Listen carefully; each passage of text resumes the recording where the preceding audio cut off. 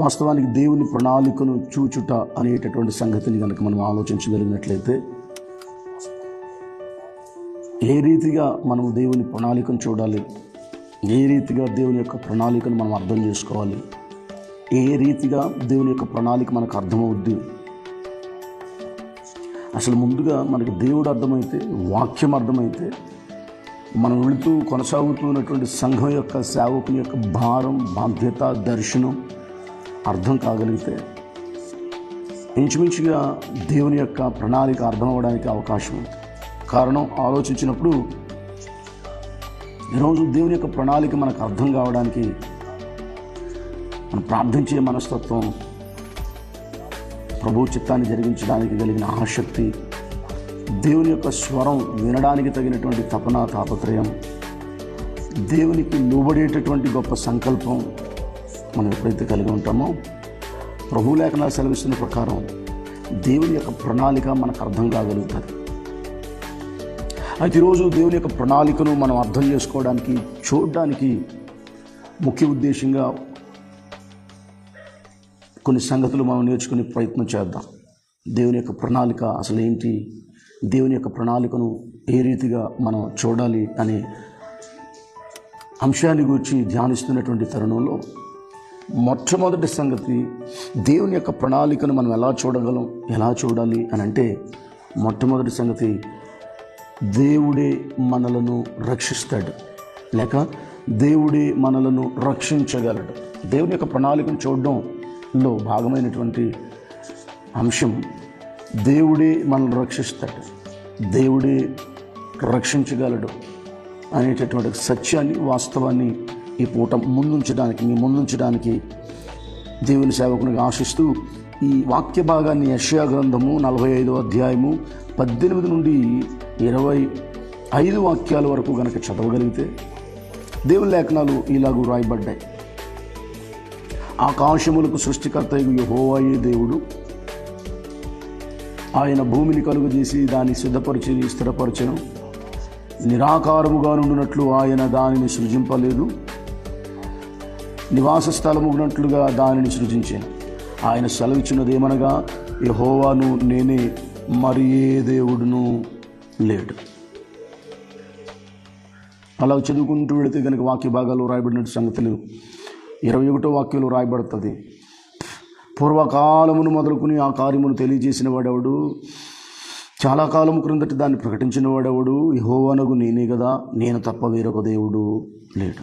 22వ వాక్యంలో రాయబడుతుంది, భూదిగంతముల నివాసులారా నా వైపు చూచి రక్షణ పొందుడి, దేవుడును నేనే, మరి ఏ దేవుడును లేడు. నా ఎదుట ప్రతి మోకాలు వంగుననియు ప్రతి నాలుకయు నా తోడని ప్రమాణము చేయుననియు నేను నా పేరట ప్రమాణము చేసి ఉన్నాను. నీతిగల నా నోటి మాట బయలుదేరి ఉన్నది, అది వ్యర్థము కానేరదు.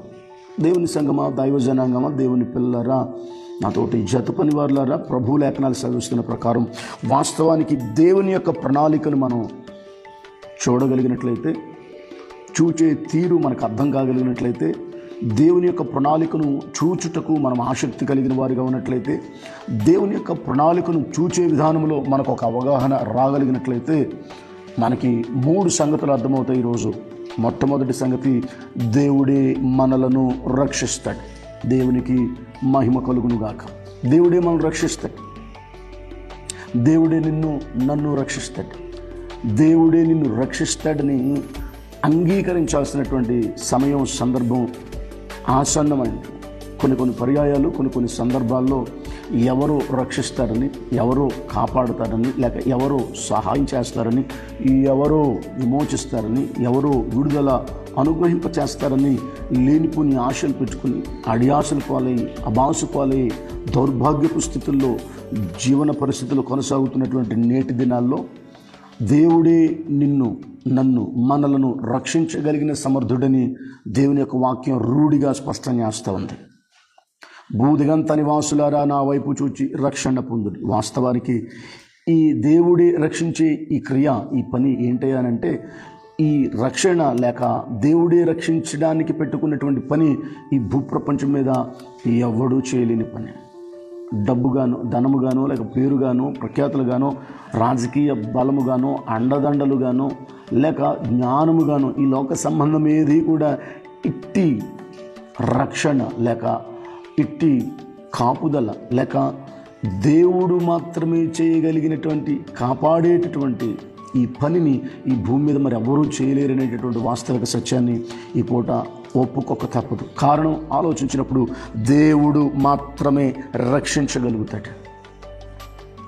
ఇవాళ చాలామంది అనారోగ్యం పాల హాస్పిటల్కి వెళుతూ ఉన్నారు. చిన్న ఉదాహరణగా జ్ఞాపకం చేసుకుంటే వెళ్ళంగానే ఆ భయంకరమైనటువంటి ఆ రోగాన్ని చూచో లేక ఆ మరణశయ్య మీద ఉన్నటువంటి ఆ రోగిని చూచో ట్రీట్మెంట్ చేసే ముందు వైద్యులు చెప్తారు, మా ప్రయత్నం మేము చేస్తాం, మేము చేయాల్సింది మేము చేస్తాం, అతను బ్రతుకుంటాడా చనిపోతాడా, ఆమె బ్రతుకుంటుందా చనిపోతుందా మేము చెప్పలేం, అదంతా దేవుడి మీదే భారం వేసుకుని మీకు అంగీకారం అయితే హాస్పిటల్లో జాయిన్ అవ్వండి అంటారు. ఎందుకు మరి వారు అలాగూ చెప్పడానికి కారణం ఆలోచించినప్పుడు మనం ఎట్టి పరిస్థితుల్లో ఉన్నా, నీవెట్టి పరిస్థితుల్లో ఉన్నా, నీ పరిస్థితిని సమూలంగా మార్చగలిగి నిన్ను రక్షించగలిగిన సమర్థుడు దేవుడు. బైబిల్లో పరిశుద్ధ గ్రంథం కనుక ప్రారంభం మొదలుకొని ఆదికాండం ప్రకటన గ్రంథం వరకు ధ్యానించగలిగినప్పుడు అనేకుల భక్తుల జీవితాలు అంధకారమయమైపోయిన సందర్భాల్లో మా వల్ల కాదు అని వాళ్ళు నిరాశ నిస్పృహ కలిగి జీవిస్తున్నటువంటి సందర్భాల్లో మా వల్ల కాదు, ఇంకా మాకు మరణం తప్ప వేరే పరిస్థితి మార్గం లేదు అని నిస్పృహలోనికి వెళ్ళిపోయినటువంటి సందర్భాల్లో సైతం దేవుడు వారిని రక్షించినటువంటి దాఖలాలు పరిశుద్ధ గ్రంథంలో కోకొలలుగా తన భక్తుల జీవితాల్లో తాను చేసినటువంటి గొప్ప సంగతులు ప్రభు రాయించాడు. ఆయన ఆరని అగ్నిగుండం నుంచి తప్పించిన దాఖలాలు, భయంకరమైన తుఫానుల్లో నుండి రక్షించగలిగిన సందర్భాలు, మరణకరమైన రోగములు వారిని వెంబడించగా పట్టుకొని పీడిస్తూ ఉండగా రక్షించినటువంటి సందర్భాలు, శత్రువుల చేతుల్లో నుండి రక్షించినటువంటి సందర్భాలు, దురాత్మ సమూహపు చీకటి శక్తులు దయ్యాల సేనల్లో నుండి విడిపించినటువంటి సందర్భాలు పరిశుద్ధ గ్రంథంలో కోకొల్లలుగా రాయబడ్డాయి. కనుక ఈరోజు దేవుని బిడ్డ, దైవజనాంగమా, దేవుని సంఘమా, ప్రభు లేఖనాలు సెలవిస్తున్న ప్రకారం నీవు దేవుని యొక్క ప్రణాళికను ఏ రీతిగా చూడాలి అని ప్రభు కోరుకుంటున్నాడనంటే, నీవే పరిస్థితుల్లో ఉన్న దేవుడు మాత్రమే నిన్ను రక్షించగలడు, రక్షించగలుగుతాడు. ప్రభువుకి మహిమ కలుగునుగాక, ప్రభువుకి మహిమ కలుగునుగాక. ఎప్పుడైతే నువ్వు దేవుడు మాత్రమే రక్షించగలడు, రక్షిస్తాడనేటటువంటి దేవుని యొక్క ప్రణాళికను నువ్వు చూస్తావో, నువ్వు మరొక మాట లేక మరొక సంగతి నీకు అర్థమవుతుంది. ఏంటి అని ఆలోచించినప్పుడు ఆయన నీ కొరకు గొప్ప పనులు చేస్తాడని నీకు అర్థమవుతుంది. కొంతమంది సాక్ష్యాలు వింటూ ఉంటాం. ఆ సాక్ష్యాల్లో పసండు వాస్తవికత లేక దైవికమైనటువంటి గొప్ప పనులను కూర్చునే సంగతి ఉండదు, విషయం ఉండదు. అందులో ఏవేవో చెప్తూ ఉంటారు. కానీ ఈరోజు నీ సాక్ష్య జీవితం మారాలంటే, నీ పరిస్థితి సమూలంగా మార్చబడాలనంటే దేవుని ప్రణాళిక నీకు అర్థం కావాలి. దేవుడే నిన్ను రక్షించగలడని, నీ కొరకు గొప్ప పనులు చేయగలడని, నిన్ను విమోచించగలిగిన వాడు ఆయనేనని, నీ పరిస్థితిని మెరుగుపరచగలిగిన వాడు ఆయనేనని, నిన్ను ప్రతి విధమైన బంధకాలలోంచి విడిపించగలిగిన వాడు, విమోచించగలిగిన వాడు ఆయనేనని నీకు అర్థం కాగలిగినప్పుడు దేవుడు నీ కొరకు గొప్ప పనులు చేస్తాడని విశ్వాసం, నమ్మకం నువ్వు కలిగి ఉంటావు. దాని అర్థం ఏంటి అని అంటే, నువ్వు దేవుని యొక్క ప్రణాళికను చూచుట లేక దేవుని యొక్క ప్రణాళికను అర్థం చేసుకున్నటకు నిన్ను నీవు సిద్ధపరుచుకునే బిడ్డగా ఉంటావు అనే వాస్తవిక సత్యం ఈ పూట నీకు అర్థం కావాలని ప్రభు సేవకునిగా మనం చేస్తాం.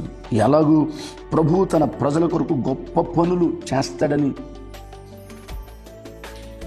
ఆయన మాత్రమే చేయగలడని, ఆయన వల్ల మాత్రమే అవుతుందని నువ్వు దేవుని యొక్క ప్రణాళికను చూచుట ద్వారా అర్థం చేసుకోగలుగుతావు. పరిశుద్ధ గ్రంథం నుండి సంకీర్తన 126వ సంకీర్తన కనుక మనం ధ్యానించగలిగితే, చదవగలిగితే ప్రభు లేఖనాలు అద్భుతంగా అక్కడ రాయబడతాయి. సియోనుకు తిరిగి వచ్చిన వారిని యెహోవా చెరలో నుండి రప్పించినప్పుడు మనము కలకనిన వారి వలె నుంటిమి. మన నోటి నిండా నవ్వుండెను, మన నాలుక ఆనందగానముతో నిండి ఉండెను. అప్పుడు యెహోవా వీరి కొరకు ఎన్ని గొప్ప కార్యములు చేసెనో అని అన్యజనులు చెప్పుకొనిరి. యెహోవా మన కొరకు గొప్ప కార్యములు చేసి ఉన్నాడు, మనము సంతోషభరితులమైతిమి. దక్షిణ దేశంలో ప్రవాహములు పారునట్లుగా కన్నీళ్లు విడుచుచు విత్తువారు సంతోషగానముతో పంట పిడికడి విత్తనములు చేత పట్టుకుని ఏడ్చుచు పోవువాడు సంతోష గానము చేయుచు పనులు. అంటే నీకు ఎప్పుడైతే దేవుని ప్రణాళిక అర్థమవుతుందో, నువ్వు ఎప్పుడైతే దేవుని ప్రణాళికను చూస్తావో, ఆయనే నన్ను రక్షిస్తాడని, ఆయనే నన్ను విమోచిస్తాడని, ఆయనే నన్ను విడిపిస్తాడని, ఆయనే నాకు తప్పక సహాయం చేస్తాడని, ఆయన కనికరం కృప నన్ను సజీవునిగా సజీవురాలిగా ఆశీర్వాదకరమైన కుటుంబముగా ఉంచుతుందని నువ్వు దేవుని ప్రణాళికను చూడడం ప్రారంభిస్తావు. దైవికమైనటువంటి ఉద్దేశాన్ని నీ జీవితంలో అనుభవించడానికి ప్రయత్నిస్తావో, ఆశిస్తావో, కోరుకుంటావో.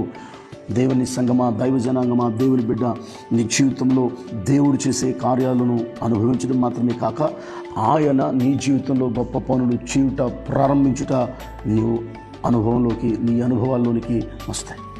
నీవు ఎప్పుడైతే దేవుని ప్రణాళిక అర్థమవుతుందో, దేవుని ప్రణాళికను చూస్తావో, దేవుడు నీ కుటుంబంలో లేక నీ పట్ల జరిగించేటటువంటి గొప్ప పని.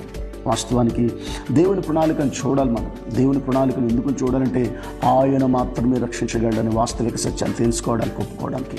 రెండో మాటగా దేవుడు తన ప్రజల కొరకు ఎన్నో గొప్ప కార్యాలు చేస్తాడు, ఎన్నో గొప్ప కార్యాలు. చదవబడినటువంటి సంకీర్తన భాగం 126వ సంకీర్తనలో ప్రభు లేఖనాలు చెప్తా ఉన్నాయి.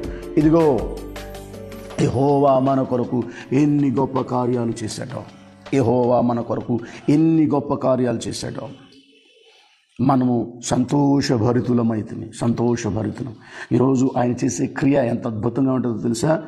నీ దుఃఖం కాస్త సంతోషంగా మారుతుంది. నమ్మితే స్తోత్రం చెప్తావు. నీ దుఃఖం కాస్త సంతోషంగా మారుతుంది. నీ బాధ కాస్త తీరిపోతుంది. నీ రోగం కాస్త నయమైపోతుంది. నీ కుటుంబ పరిస్థితి కాస్త సమూలంగా మార్చబడుతుంది. ఎందుకంటే నీ పట్ల కార్యం చేసేవాడు నమ్మదగిన దేవుడు. నీ పట్ల కార్యం చేయడానికి ఇష్టపడుతున్నవాడు, సిద్ధపడినవాడు, లోకరక్షకుడైన దేవుడు. నీ పరిస్థితి మార్చడం ఆయనకి పెద్ద పనేం కాదు. కానీ నువ్వు ఆయన ప్రణాళికను చూడాలి, ఆయన ఉద్దేశాన్ని అర్థం చేసుకోగలగాలి. ఆయన నీ పట్ల ఎలాంటి ప్రణాళికను కలిగి ఉన్నాడో నీవు ఆసక్తి కనబరచడం. కొన్ని సందర్భాల్లో చాలా హర్రీ అయిపోతూ ఉంటాం. కూర్చోలేం, నుంచోలేం, సరిగా ఉండలేం. ఎందుకంటే ఉన్న పరిస్థితుల ప్రభావాన్ని బట్టి తలక్రిందులుగా రకరకాలుగా ఆలోచన చేసి భయాందోళనకు గురైపోతూ ఉంటాం. కానీ ప్రియా స్నేహితుడా, ప్రియా సహోదరి, నీవు దేవుని ప్రణాళికను చూడాలి. నా జీవితంలో దేవుని ప్రణాళిక ఏమైంది? నా జీవితంలో దేవుని యొక్క ఉద్దేశం ఏమైంది? నా జీవితం పట్ల దేవుడు కలిగిన ఆలోచన ఏమైంది? నన్ను గూర్చి నా దేవుడు ఏమనుకుంటున్నాడు? నా రక్షకుడు ఏమనుకుంటున్నాడు? నా విమోచకుడు ఏమనుకుంటున్నాడు? అనేటటువంటి ఆత్మ ప్రేరేపణ సంబంధమైన, వాక్య సంబంధమైన ప్రేరేపణలు, భక్తి సంబంధమైన ప్రేరేపణలు, సంఘ కార్యక్రమ సంబంధమైన ప్రేరేపణలు, దేవుడు తన దాసుల ద్వారా బయలుపరుస్తున్నటువంటి వాక్య సంబంధమైనటువంటి, వింటున్న వాక్య సంబంధమైన ప్రేరేపణతో నీవు నింపబడాలి. అంత మాత్రమే కాదు, దేవుని యొక్క ప్రణాళికను చూచుటకు నీవు ఆసక్తిని కనబరచాలి. నా పట్ల దేవుని ప్రణాళిక ఏమైంది? నా బిడ్డల పట్ల దేవుని ప్రణాళిక ఏమైంది? నా కుటుంబం పట్ల దేవుని ప్రణాళిక ఏమైంది? నా భార్య పట్ల దేవుని ప్రణాళిక ఏమైంది? నా భర్త పట్ల దేవుని ప్రణాళిక ఏమైంది? నా పిల్లల చదువుల పట్ల, పాడి పట్ల, పంట పట్ల, ఉద్యోగం పట్ల, వ్యాపారం పట్ల దేవుని ప్రణాళిక ఏమైంది? నా కొరకు దేవుడు ఏం చేయాలని కోరుకుంటున్నాడు? నా గురించి దేవుడు ఏ ఉద్దేశాన్ని కలిగి ఉన్నాడు? నా కొరకు ఏం చేయాలని దేవుడు ఆసక్తి కలిగి ఉన్నాడు? దేవుని దగ్గర రావడం, దేవుని యొక్క వాక్యం వినడం ఒక ఎత్తు అయితే, దేవుని యొక్క ప్రణాళికను నీ పట్ల ఆయన ఏం చేయాలని కోరుకుంటున్నాడో తెలుసుకోవడం మరొక గొప్ప సంగతి. ఇవాళ దేవుని దగ్గరకు వచ్చేవాళ్ళే తప్ప, వినిపోయేవాళ్ళే తప్ప, దేవుడు వాళ్ళ పట్ల ఏం ప్రణాళిక కలిగి ఉన్నాడో ఆలోచించేవాళ్ళు కనుమరుగైపోతున్నటువంటి సందర్భంలో ఈ ఉదయకాల సమయంలో ప్రభు నీతోనే సూటిగా మాట్లాడుతూ ఉన్నాడు.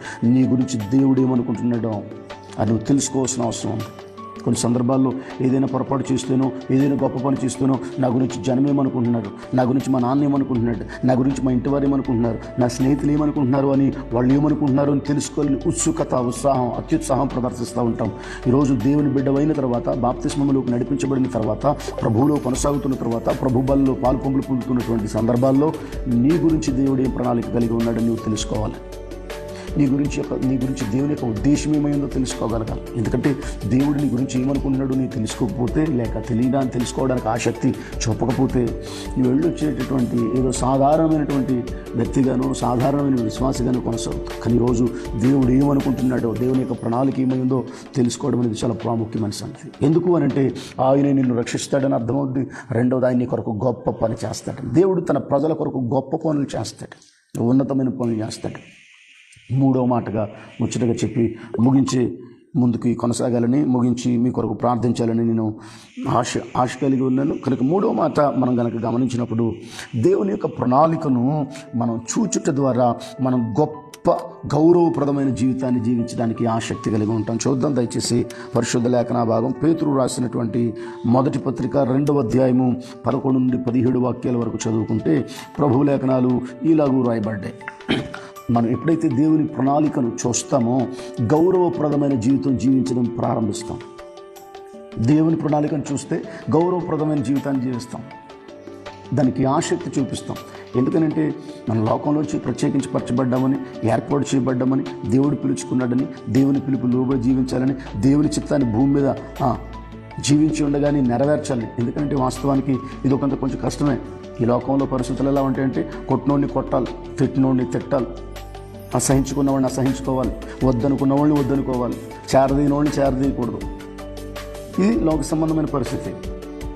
కంటికి కన్ను, పంటికి పన్ను, ప్రాణానికి ప్రాణం, ఇలాంటి ఈ లోక సంబంధమైన జనజీవన శైలి కొనసాగుతున్నటువంటి సందర్భంలో దేవుని పిల్లలుగా మనం అలా జీవించాలని ప్రభు కోరుకోవట్లేదు. ఏమని కోరుకుంటున్నాడు?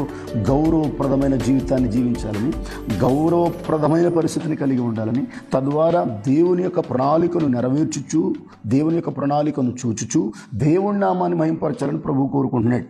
ఆ మాటే పేతురు రాసిన మొదటి పత్రిక 2వ అధ్యాయము 11 నుంచి 17 వాక్యాలు రాయబడ్డది. ప్రియులారా, మీరు పరదేశులను యాత్రికులను అయి ఉన్నారు గనుక ఆత్మకు విరోధముగా పోరాడు శరీరములను విసర్జించి అన్యజనులు మిమ్మల్ని ఏ విషయములో దుర్మార్గులని దూషింతురో ఆ విషయంలో వారు మీ సత్క్రియలను చూచి వాటిని బట్టి దర్శన దినమున దేవుని మహిమపరచునట్లు వారి మధ్యను మంచి ప్రవర్తన గలవారై ఉండవలెనని మిమ్మను బతిమాలు కొనుచున్నాను. అలా చదువుకుంటూ వెళితే, మనుషులు నియమించి ప్రతి కట్టడను ప్రభు నిమిత్తమై లోబడి ఉండండి, రాజు అధికారులందరికీ సన్మార్గులు చెప్పుకుంటూ ఏలైనగా మీరిట్లు యుక్త ప్రవర్తన గలవారే ఆజ్ఞ.